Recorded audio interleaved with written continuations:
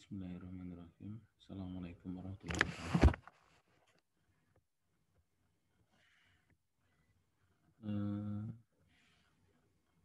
Selamat bergabung kembali untuk perkuliahan manajemen operasi lanjut, dan kali ini kita akan membahas mengenai ekuivalen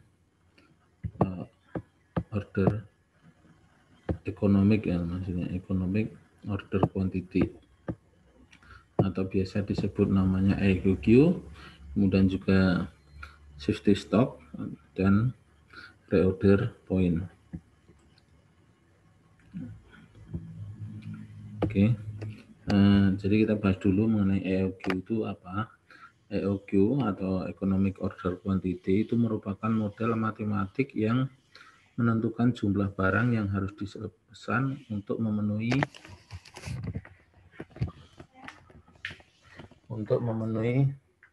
kriteria atau permintaan yang diproyeksikan dengan biaya persediaan yang minimal atau ekonomis. Ya.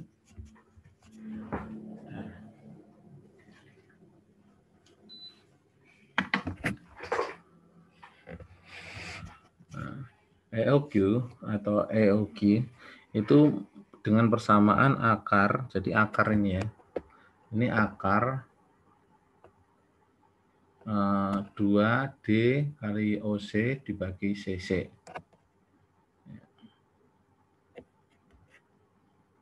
Nah, D itu apa? D itu adalah demand atau permintaan tahunan, kemudian OC itu adalah ordering cost atau biaya order atau biaya pemesanan, kemudian CC itu adalah biaya penyimpanan atau carrying cost. Nah, nanti kita akan belajar berhitung di bagian belakang. Kita pahami dulu beberapa definisi dan variabel. Jadi di EOQ itu ada setidaknya 3 variabel yang harus diperhatikan. Yang pertama adalah total cost atau total biaya, yaitu keseluruhan biaya yang dikeluarkan dalam suatu masa tertentu yang terjadi, misalnya 1 tahun. Kemudian OC atau ordering cost itu biaya pemesanan, itu adalah keseluruhan biaya yang dikeluarkan selama proses pembelian. Jadi biaya yang seperti apa? Misalnya biaya pada saat kita mau mengadakan pembelian, biaya yang order, termasuk diantaranya kalau ada itu biaya agen gitu ya.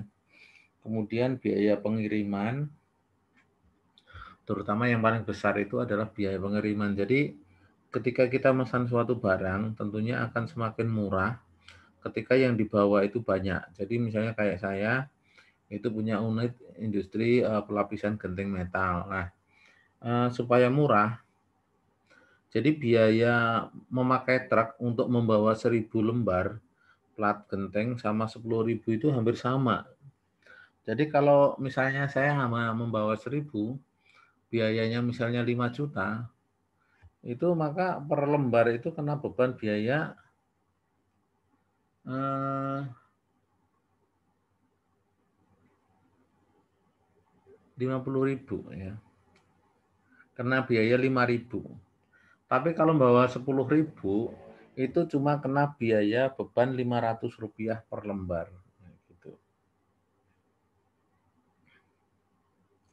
Jadi dalam biaya pemesanan itu harus sebanyak mungkin, kira-kira seperti itu untuk optimalnya.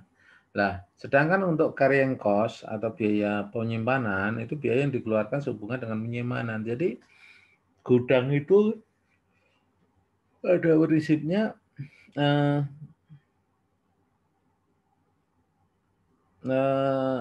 ada biayanya. Semakin besar yang kita simpan dan semakin lama yang kita simpan, itu tentunya butuh biaya besar. Karena investasi gudang, rak, peralatan, listrik, dan sebagainya akan membesar. Oleh sebab itu, dalam suatu hasil penelitian, hampir semua industri di dunia itu biaya persediaan itu mahal. Nah, salah satu yang membuat mahal adalah ya penyimpanan ini. Walaupun sebetulnya yang paling besar adalah biaya dari pembelian bahan itu sendiri. Menurut Agus Sartono, ada beberapa asumsi dasar dalam penggunaan model EEQ. Yang pertama adalah kita harus mempertimbangkan tingkat penjualan yang dapat diperkirakan. Jadi dalam membuat EEQ ini mesti harus tahu forecast-nya kita akan menjual berapa saja. Kemudian penggunaan bahan yang konstan. Ya. Jadi akan sangat bagus ketika penggunaan bahannya itu konstan, bukan tidak naik turun. Jadi kadang bulan ini mungkin 50, bulan depan 200 itu tidak konstan. Kemudian pemesanan dapat dilakukan seketika. Maksudnya ketika kita pesan itu kita nggak menunggu lama untuk dikirim. Ya. Misalnya bisa diperkirakan setiap pesan nanti datang 3 hari gitu.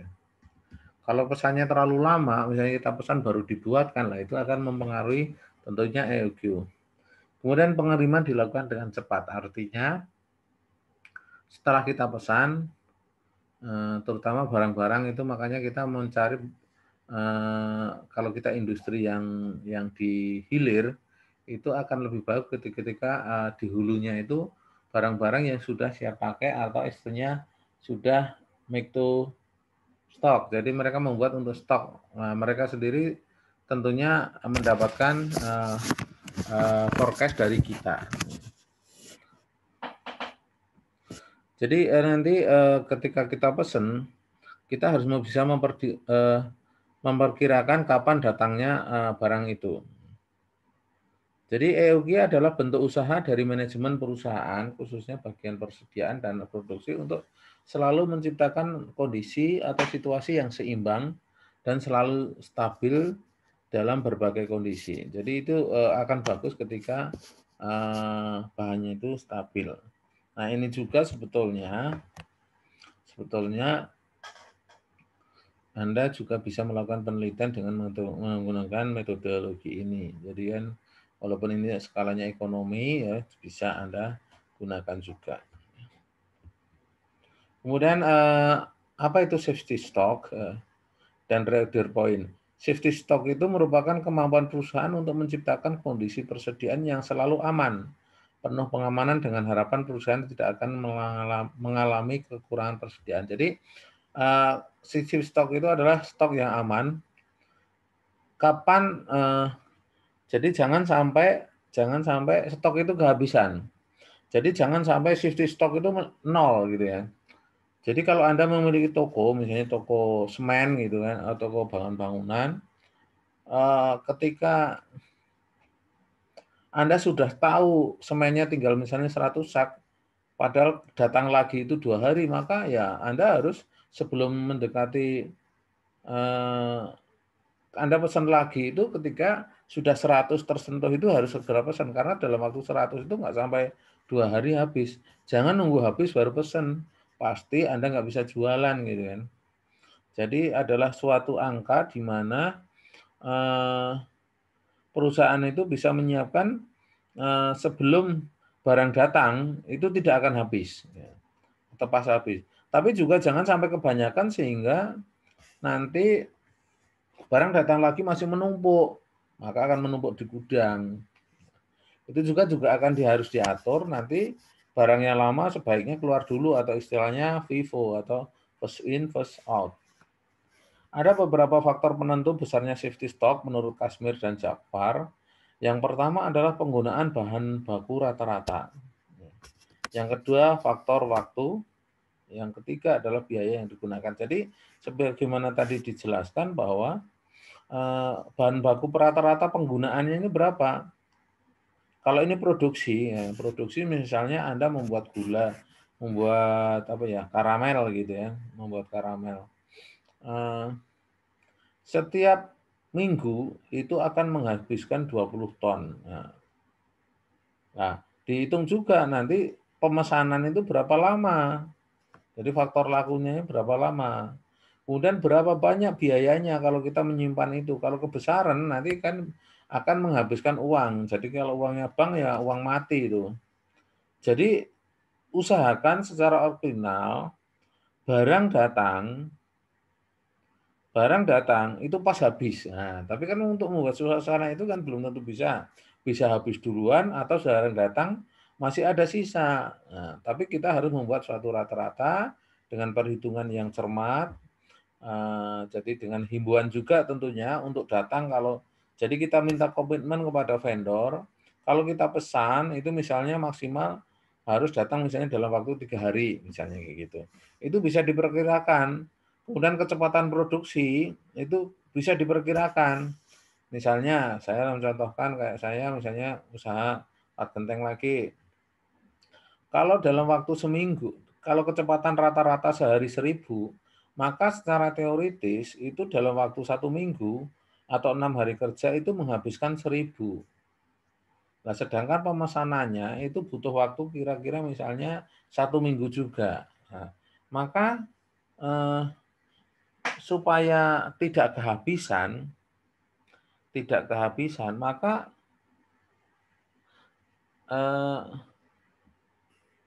saya harus melakukan pemesanan itu minimal atau sekitar kalau angka pastinya adalah 6 hari sebelum barang habis. Ya, kalau safety stoknya 6.000 juga, gitu kan. Jadi dalam waktu seminggu akan habis, dalam waktu seminggu juga akan datang. Gitu. Nah, safety stock juga nggak boleh tinggi-tinggi. Kenapa? Karena terlalu tinggi, pertama resiko kadaluarsa, ada yang kadaluarsa. Tapi tentunya halnya berbeda ketika akan terjadi kenaikan harga bahan baku, maka mendingan pesan di awal.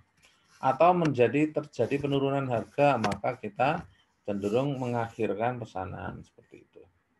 Nah, menurut Farah Margareta, faktor-faktor yang mempengaruhi besarnya safety stock yaitu sulit tidaknya bahan tersebut diperoleh. Ya, kalau barangnya gampang diperoleh, misalnya itu semacam apa ya? Gampang diperoleh itu misalnya beras, itu kan gampang diperoleh. Anda pembuat tepung, itu kalau beras itu gampang. Tapi beras yang khusus itu agak susah. Ya, atau mungkin batu kali itu selama nggak banjir, nggak hujan, ya gampang. Nah, tapi pada musim hujan kondisinya berbeda. Jadi ada beberapa hari mungkin nggak dapat pasir, nggak dapat batu. Kemudian kebiasaan pemasok. Nah, kebiasaan pemasok itu eh, molor atau enggak, misalnya dipesan hari ini, kapan datangnya, gitu. Dan besar kecilnya jumlah bahan yang dibeli setiap saat itu juga dihitung. Jadi itu karena akan mempengaruhi biaya. Nah, kemudian yang paling penting juga adalah ada tidaknya pesanan yang mendadak. Nah, yang sifatnya mendadak itu pasti kurang bagus.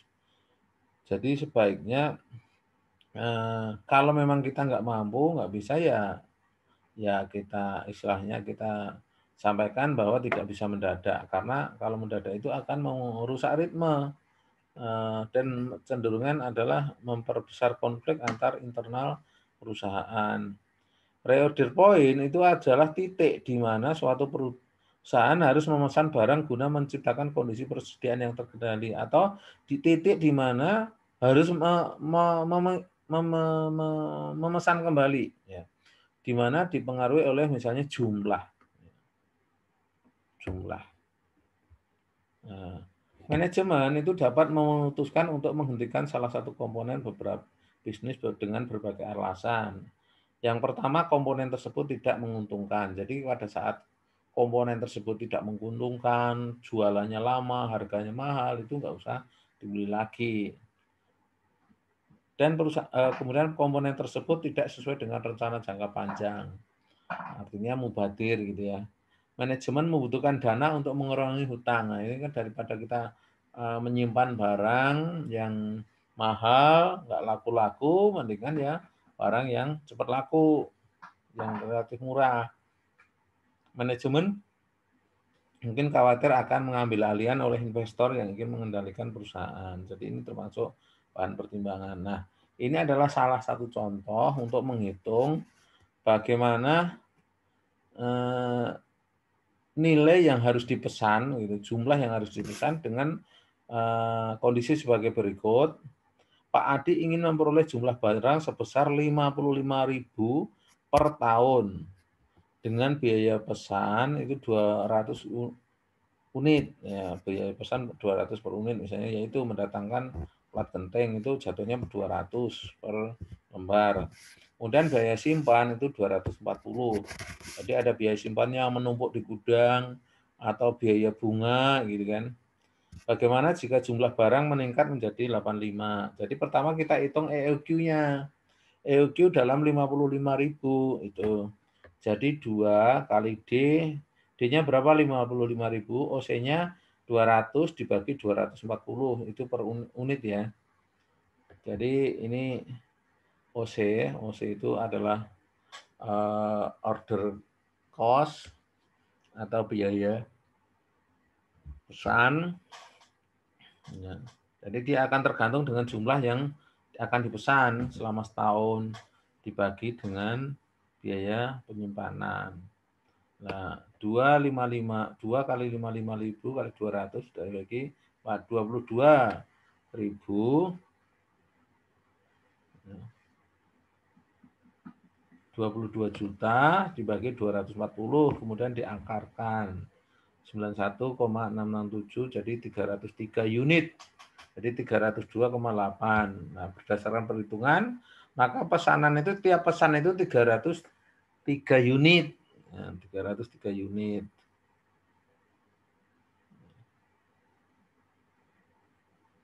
Kemudian bagaimana kalau meningkat jadi 85 kebutuhannya per tahun? Maka masukkan 85 digantikan yang tadi yang 55.000. 55.000. 2 kali 55.000 ini bagi di sini ya. Kali 200 bagi 240. Nah, ini akhirnya 141.667. Jadi menjadi 377. 376,4 tapi dibulatkan. Jadi pada saat peningkatan 85.000 pesanannya yang paling ekonomis adalah 377. Demikian kuliah hari ini, jadi singkat, insya Allah dipelajari, minta tolong diulangi, cari contoh yang lain, latihan, dan dipahami. Kalau kurang jelas bisa chat ke WA. Terima kasih. Wassalamualaikum warahmatullahi wabarakatuh.